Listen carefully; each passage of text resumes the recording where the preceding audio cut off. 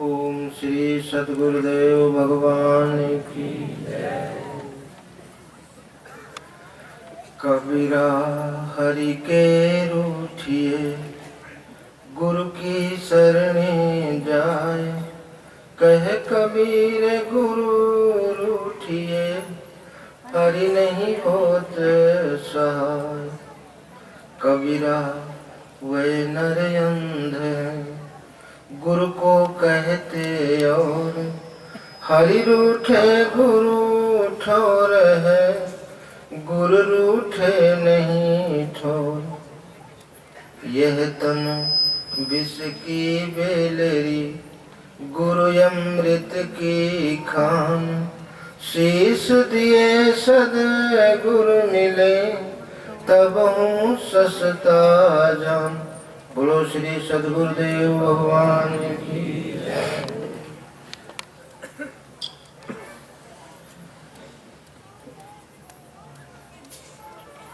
इस पृथ्वी में जितने भी महापुरुष अनादिकाल से हुए हैं सभी ने मानव तन की श्रेष्ठता पर बल दिया है। मनुष्य शरीर को सबसे श्रेष्ठ, परमात्मा की सृष्टि में मानव तन सबसे श्रेष्ठ है।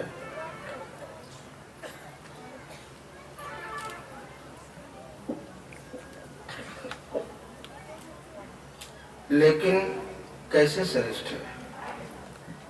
क्या जन्म लेने मात्र से ही हम श्रेष्ठ हो गए? भगवान राम अपने समय के समाज के सामने इस मानव तन की दुर्लभता पर प्रकाश डाला। ये बड़े भाग मनुष्य तन पावा, बड़े भाग से मनुष्य का शरीर मिला है। ये सुर दुर्लभ सद ग्रंथनि गावा, देवताओं को भी दुर्लभ। ये देव दुर्लभ मानव तन आपको प्राप्त है तो फिर श्रेष्ठता किस बात की? मनुष्य का तो कहीं किसी क्षेत्र में उदाहरण नहीं दिया जाता है। कोई आपके समाज में बहुत साहसी है, बहुत ही शूरवीर है, तो आप लोग उदाहरण देते हैं शेर का। क्या शेर दिल है? उदाहरण देते हैं कि नहीं?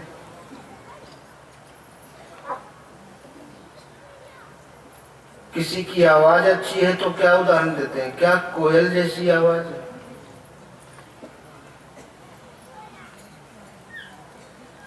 उदाहरण देते हैं कि नहीं?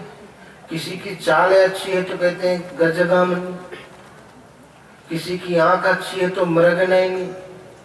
फिर आदमी का उदाहरण कहाँ दिया जाता है? वो श्रेष्ठ कहाँ है? भगवान राम ने कहा है तो ये देव दुर्लभ मानव तन, लेकिन इसको पा करके हमें करना क्या चाहिए? संसार के भोगों की तरफ जाना चाहिए या इससे और कुछ श्रेष्ठ कर्म करना चाहिए?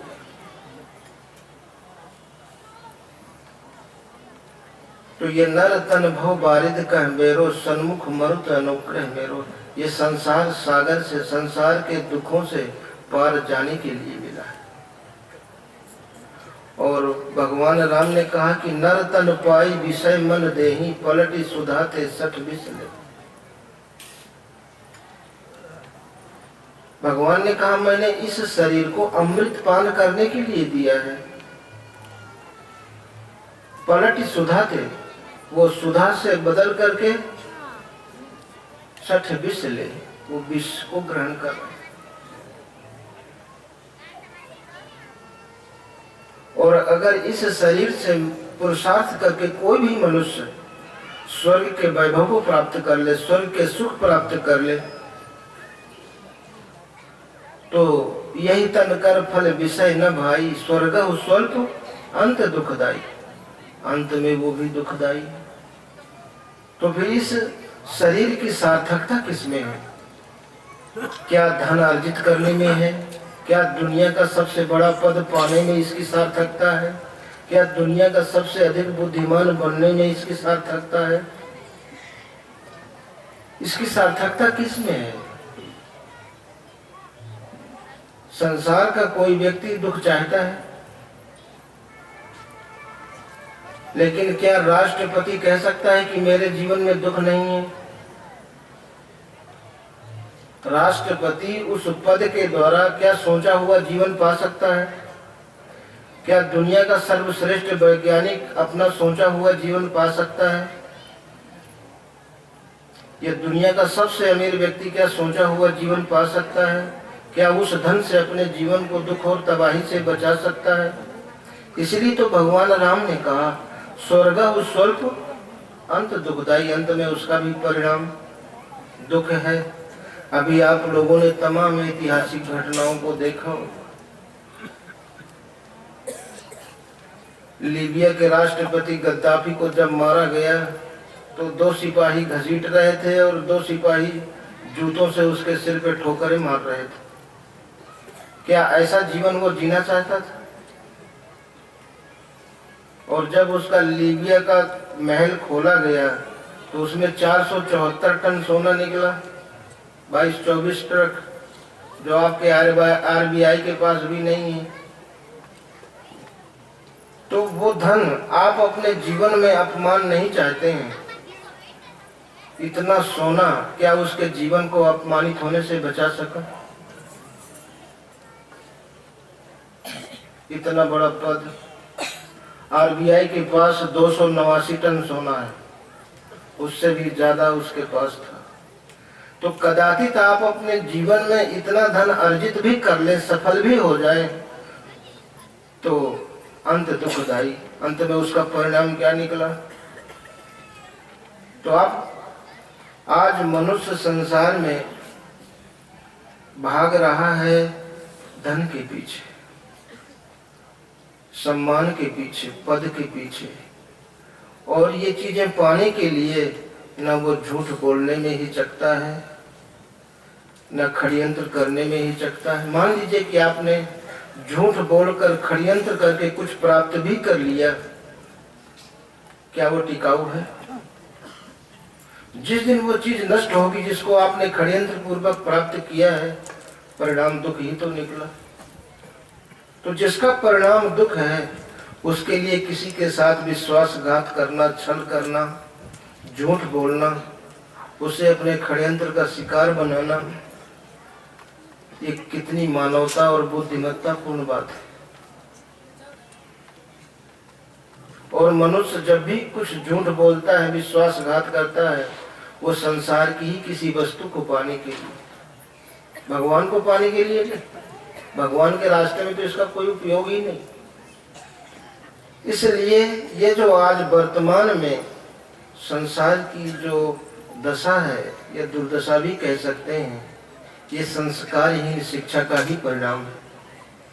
ये जो दुष्परिणाम है, अगर बचपन से ही वो संस्कार मिलता हमारे बच्चों को, हमें सबको, तो आज हमारे सबके सामने ये विषम परिस्थितियां नहीं होती।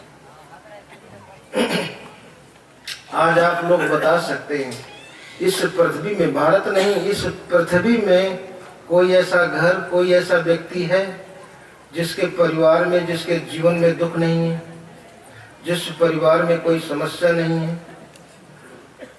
कोई राष्ट्र प्रतिनिधि, समाज प्रतिनिधि, परिवार का प्रतिनिधि क्या दुख चाहता है?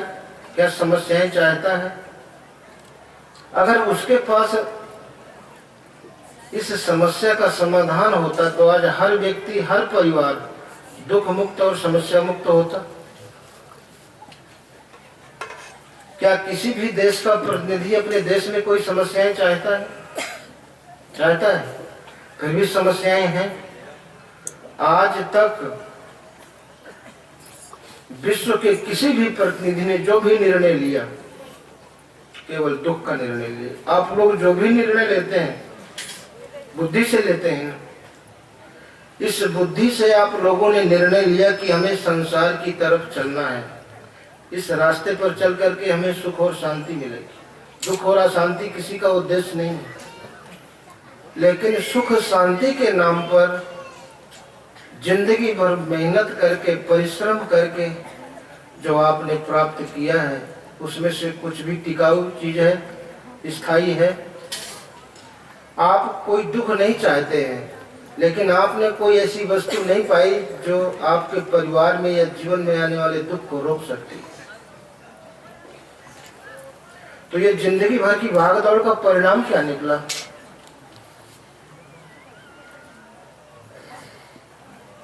सरकार ये नहीं देखती है कि विद्यार्थी रोज स्कूल जाते हैं, अध्यापक रोज स्कूल जाते हैं, उसका रिजल्ट कैसा है, और उसी के हिसाब से उसको आगे प्रमोशन मिलता है। और अगर मास्टर रजिस्टर दिखा देंगे, देखो हमारी रोज की हाजिरी है, विद्यार्थी भी रोज हाजिर है, लेकिन रिजल्ट क्या आया?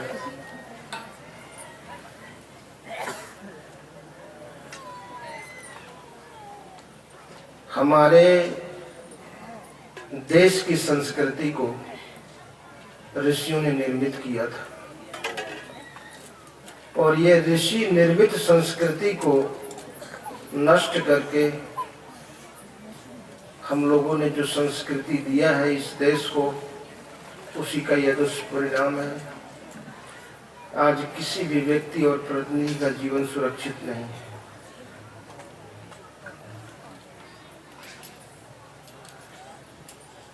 विदेशी लोगों ने इसकी सराहना की। मैगस्थनीज, फाइयान, होइनसांग जब आए, बोले भारत में मनुष्य नहीं देवता निवास करते हैं। वहाँ देव भाषा संस्कृत, एक ऐसी भाषा का उन्होंने निर्माण किया, विश्व की सारी भाषाएं वहाँ से निकली, संस्कृत से सारी भाषा निकली। आपका ही देश एक ऐसा देश है जहाँ सभी ऋतुएं होती हैं, कोई देश ऐसा है? इतने ऋषि किसी भी देश में आज तक हुए? तो प्रत्येक क्षेत्र में भारत ने एक अग्रणी स्थान, एक सर्वश्रेष्ठ स्थान प्राप्त किया। जब भारत आजाद हुआ था उस समय भारत की आबादी कितनी थी? 33 करोड़, और 33 करोड़ ही तो देवताओं की गिनती मानी जाती। यहाँ देवता निवास करते थे, ये आर्यवर्त थे, ये देवलोक। इसकी कल्पना विदेशियों ने किया, और अपने लड़के की तारीफ तो सभी करते हैं, जब दूसरे लोग करें तब ना। तो इस देश की ऐसी संस्कृति, इतनी पवित्र, निर्मल और सर्वश्रेष्ठ संस्कृति, जो विदेशी लोग थकते नहीं थे तारीफ करने में, और पूरे विश्व का हर क्षेत्र में नेतृत्व किया, हर क्षेत्र में। अंग्रेजों को लिखना पढ़ना सिखाया, 2011 साल हो गया, 2011 ही तो चल रही है, उसका अंत होने वाला है। इससे पहले उन्हें गिनती नहीं आती। तो सबसे बड़ी बात यह है कि हम मनुष्य शरीर पा करके हमारा कर्तव्य क्या है। हर पिता, माता पिता अपने बच्चों को व्यवस्थित और सुरक्षित देखना चाहते हैं। कोई ऐसा माँ बाप है जो अपने बच्चों को असुरक्षित और अव्यवस्थित देखना चाहता है? तो जो धन, जो बुद्धि, जो पद, जो व्यवस्था आपको सुरक्षित और व्यवस्थित जीवन नहीं दे सकी, वही तो विरासत में छोड़कर विदा होंगे। क्या उससे वो सुरक्षित और व्यवस्थित है? फिर आपने दिया क्या? चाहते जरूर है, लेकिन आपने दिया नहीं, है भी नहीं। दिशा विहीन हो गए। पहले पूरे विश्व को भारत दिशा देने वाला, पूरे विश्व का नेतृत्व करने वाला, आज दिशा विहीन क्यों है? उसका कारण क्या है? हमारी विकृत मानसिकता, भोगों के प्रति हमारी गहरी आसक्ति।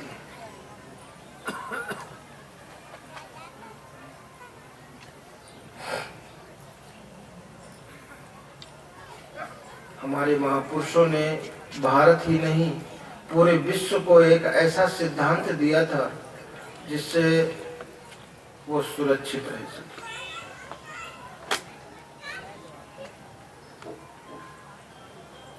आपके देश में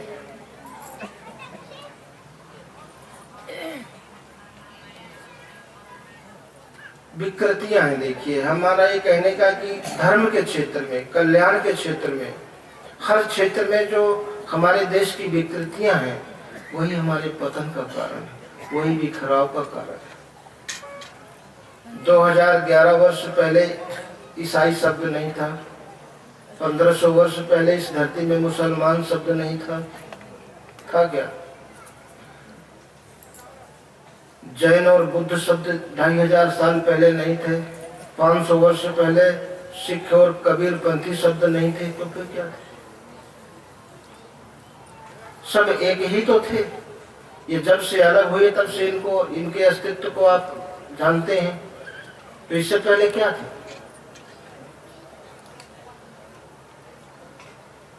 मनुष्य के जीवन में जब दुख आता है तो वो कहीं न कहीं अपने काल्पनिक सिद्धांतों का सहारा लेता है। पहले आपके देश में धर्म था, किसी का छुआ खा लिया धर्म नष्ट हो गया, किसी के साथ बैठकर खाना खा लिया तो धर्म नष्ट हो गया।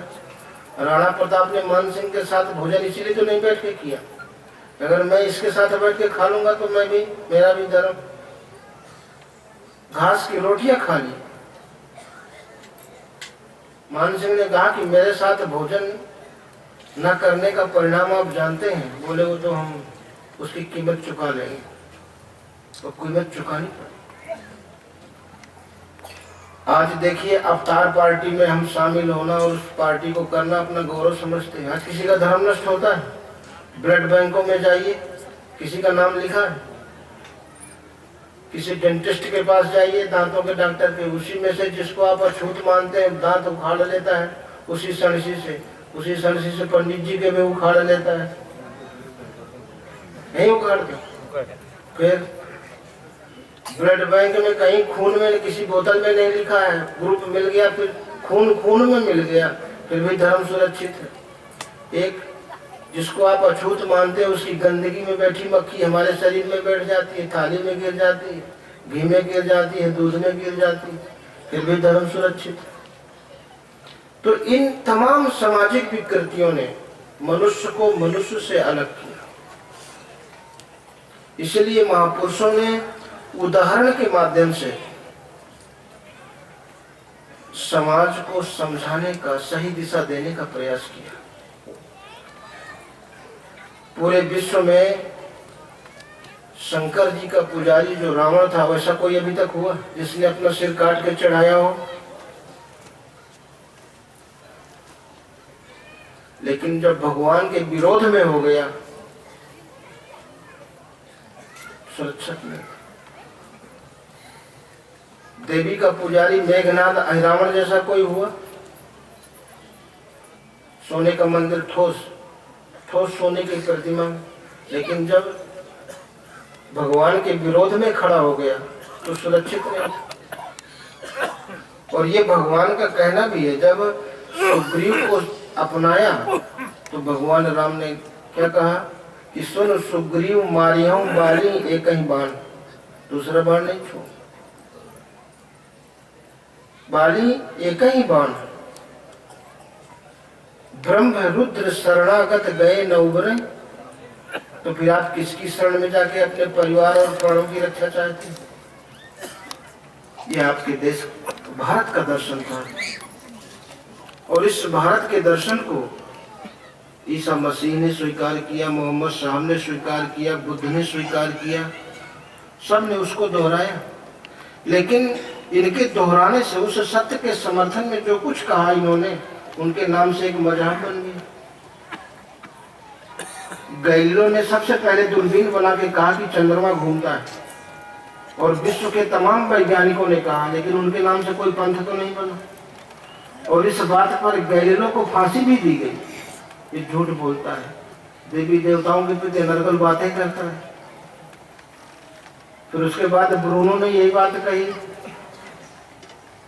बोले ये कहता है कि, वो कहता था कि पृथ्वी घूमती है, ये कहता है कि नहीं चंद्रमा भी घूमता है, डबल पागल है। उसको भी दे दिया। और जब विश्व के तमाम वैज्ञानिकों ने ये बात कही तो बोले ये बात सबसे पहले हमारे वैज्ञानिक ने खोजी, बहुत बड़ी प्रतिमा बनाई और उसी बात पर उनको फांसी दे दी। आज आप किसी भी व्यक्ति को या बच्चे को कहीं भी आपात दुर्घटना से बचा लेते हो तो सरकार आपको पुरस्कृत करती है कि नहीं? आपने बचा लिया, आग में जलने से, ट्रेन में कूद कटने से, किसी भी आपात घटना से बचा लेते हैं, आपको बहादुरी का प्रमाण पत्र मिलता है। और कुछ समय तक आपको संसार के बारे में सोचने का मौका किसी ने दिया, मतलब दुख निर्माण का मौका दिया। संसार के बारे में सोचने का मतलब दुख निर्माण, उसको हम पुरस्कार देते हैं कि चलो इतने दिन जियोगे और दुख का निर्माण करोगे। जहां से संसार का विचार शुरू होता है वहीं से तो दुख की शुरुआत है, और जहां से ईश्वर का विचार शुरू होता है वहीं से सुख की शुरुआत। इसीलिए तो राजा महाराजाओं ने अपने जीवन से संपूर्ण मानव जाति को यह शिक्षा दिया कि देखो, भगवान बुद्ध है अपने पिता के इकलौती संतान, ये महल का जीवन मुझे अनुकूल जीवन नहीं दे सकता, मुझे दुख से नहीं बचा सकता, इसलिए जो दुख से बचाने वाला है मैं उसकी शरण में जा रहा हूँ, मैं उसकी खोज में जा रहा हूँ। और कितनी सच्चाई है, आज भी उस सच्चाई को हम अपने जीवन में अनुभव कर सकते हैं। तो भगवान की कृपा पाने के लिए हमें करना क्या है? अगर समाज में हम किसी को भी खुश कर लिया, किसी को भी आकर्षित कर लिया तो हमें मिलेगा क्या? संसार की ही कोई वस्तु मिलेगी, और वो वस्तु जिस दिन नष्ट होगी हमारे दुख मिलेगा। पहले समुद्र के रास्ते हम विदेश जाते थे, 6 महीने में पहुंचते थे, कहीं 3 महीने में पहुंचते थे, और जाके संसार संबंधी तो काम करते थे। आज 7-8 घंटे में पहुंच जाते हैं, वही संसार संबंधी काम करते हैं कि नहीं? और संसार संबंधी कर्म करके जो हमने पाया वो टिकाऊ नहीं, चाहे 6 महीने बाद जाके करो, चाहे 8 घंटे बाद जाके करो, तो परिणाम की दृष्टि से हम कहाँ खड़े? जहां करोड़ों साल पहले खड़े थे, हजारों साल पहले हम 6 महीने में वही काम करते थे जो कोई टिकाऊ चीज नहीं मिलती थी, और 8 घंटे बाद भी हम जाकर के वही काम करते हैं। 6 महीने बाद भी जो हम काम करते थे वही लालटेन खरीदते थे, और 8 घंटे बाद भी जाके वही लालटेन खरीदते हैं। तो फिर हमने विकास क्या किया? परिणाम की दृष्टि से मनुष्य आज भी करोड़ों साल पहले जहां खड़ा था वहीं खड़ा। किसी वैज्ञानिक ने आज तक कोई ऐसा आविष्कार किया जिससे मनुष्य को दुख और अशांति से बचाया जा सके? आज तक जितने भी सृष्टि में वैज्ञानिक हुए, जो उन्होंने खोज की, उसका परिणाम है दुख, विनाश और पतन। तो कहाँ खड़े? एक आदमी अपने को विद्वान समझता है, एक को मूर्ख समझता है, और दोनों संसार के भोगों की तरफ जा रहे हैं। दोनों को अपने जीवन में कोई टिकाऊ चीज नहीं मिली। मूर्ख ने जो पाया, जिस दिन उसकी मेहनत की कमाई नष्ट होगी उसे भी दुख होगा, और विद्वान जो अपने को मानता है उसने भी जो पाया है, जब उसमें से कुछ नष्ट होगा तो उसे।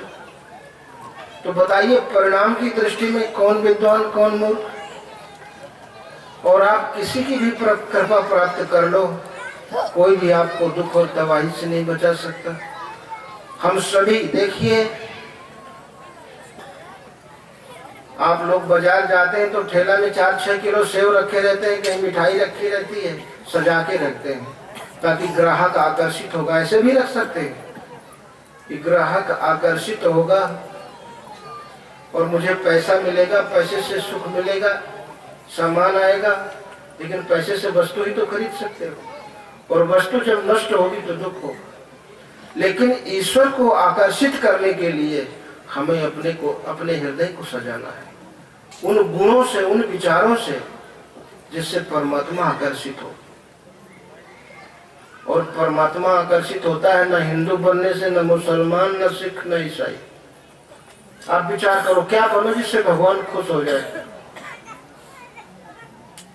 दुनिया में कोई ऐसा संगठन है जिसके पास सुख शांति है? कोई ऐसा परिवार? जब उसके पास कोई ऐसा सिद्धांत ही नहीं है तो ये रहन सहन परंपरा बदलने से क्या ईश्वर बदल सकता है? सोने के आभूषणों की आकृति बदल देने से क्या सोना बदलता है? तो फिर हम बदलते क्या? एक रहन सहन से, खान पान से दूसरे खान पान में चले जाना, हम किस लिए ऐसा करते हैं? क्या पाने के लिए? मिलना तो दुख ही है। हम क्या पाने के लिए ऐसा करते हैं? आप लोग देखते हैं ना, कहीं आदमी अपने पद का प्रदर्शन करता है, कहीं बुद्धि का करता है, कहीं धन का करता है, कहीं कोई अपने अंगों का ही प्रदर्शन करता है, लेकिन इसके पीछे हमारा उद्देश्य क्या है और इसका परिणाम क्या है, इसका भविष्य क्या है? इन पर हमने कभी विचार किया? और वो सिद्धांत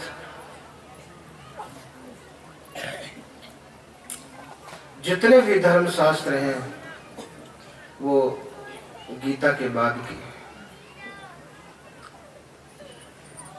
गीता है तो अनादि। जो गीता में वर्णित ज्ञान है वो सृष्टि की आदि में। आप सभी लोग देखिए, एक मनु की संतान है, इसलिए आपको मनुज कहते हैं। उसी मनु को अरबवासी आदम कहते हैं, इसलिए आप आदम कहलाते हैं। तो फिर ये श्रेष्ठता और अश्रेष्ठता, हीन भावना और उच्च भावना में समाज को किसने बांधा? आप बताइए। अगर आपके परिवार में कोई फूट डाल दे तो क्या आप उसे परिवार का हितैषी कहेंगे? वो आपके परिवार का हितैषी है। और समाज और देश में जो फूट डाल दे वो समाज और देश का हितैषी है। तो कहीं पार्टी के नाम पर, कहीं जाति के नाम पे, कहीं परंपरा के नाम पर फूटी तो है। और क्या? तो एक मनु की संतान को, एक आदम की संतान को हम संसार के तुच्छ भोगों के स्वार्थ में छोटे छोटे दायरों में मनुष्य को समेट करके उस मनुष्य का कौन सा हित कर दिया हमने? इससे बड़ा और मनुष्य का हित क्या हो सकता है? आपस में लड़ा दिया संसार की किसी वस्तु को पाने के लिए, और वो वस्तु नष्ट होकर के हमारे दुख का कारण बनती है। तो जिसका परिणाम दुख है, आज लोग विरोध करने लगते हैं कि नहीं, गीता ही क्यों पढ़ाई जाए? गीता से पुराना विश्व में कोई धर्मशास्त्र नहीं। भगवान कृष्ण ने कहा कि अर्जुन, कल्प के आदि में मैंने इस ज्ञान को सूर्य के प्रति कहा था, सृष्टि के आरंभ में। और सूर्य ने अपने पुत्र मनु से कहा, मनु ने इक्ष्वाकु से कहा, यह ज्ञान लुप्त हो गया था, वही ज्ञान अर्जुन मैं तुम्हारे प्रति कह रहा हूँ। तो ये जो सृष्टि के आदि में ज्ञान परमात्मा ने सूर्य के प्रति कहा, वही ज्ञान 5000 वर्ष पहले कुरुक्षेत्र में अर्जुन के प्रति कहा। अर्जुन के पास ज्ञान नहीं था और उद्धव के पास प्रेम नहीं था। तो उस देखिए, प्रेम को सीखने के लिए किसी भक्त की सानिध्य की जरूरत होती है। तो भगवान ने उद्धव को गोपियों के पास भेज दिया। और ज्ञान नहीं था तो ज्ञान महापुरुष के क्षेत्र की चीज है, फिर ज्ञान अर्जुन को दिया। अर्जुन के पास श्रद्धा थी लेकिन ज्ञान नहीं था, और उद्धव के पास ज्ञान था लेकिन श्रद्धा नहीं थी, प्रेम नहीं था। वो प्रेम को सीखने के लिए कि जाओ तुम ज्ञान में बड़े चढ़े हो, थोड़ा ज्ञान गोपियों को दे आओ, और वहां उद्धव फेल हो गए।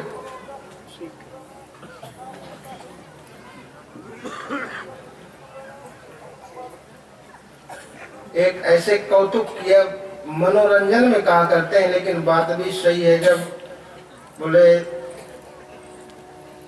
भगवान जब गौतम ऋषि के आश्रम में गए तो बस विश्वामित्र ने कहा कि ये पत्थर, इसको आप स्पर्श करो।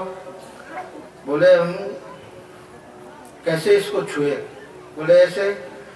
एक भक्त ने पत्थर से भगवान प्रकट कर दिया, तो क्या आप एक पत्थर से भक्त नहीं प्रकट कर सकते?